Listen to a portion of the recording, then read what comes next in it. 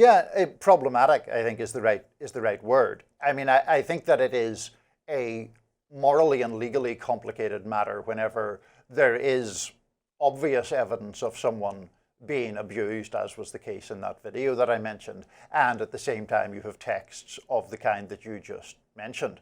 And so the question then becomes, to a degree, one of interpretation. In other words, do you think, as a juror, I don't mean you individually, but do jurors think, well, that person is voicing consent because they are scared, because they are being coerced, because they are fearful of more abuse, or are they consenting because they're consenting?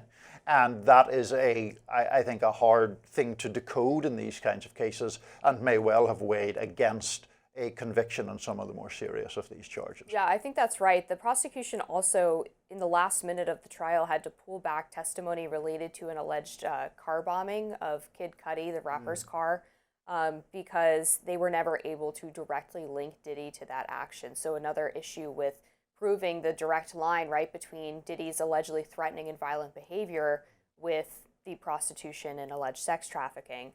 Cassie Ventura has actually released a statement in response to this verdict through her attorney.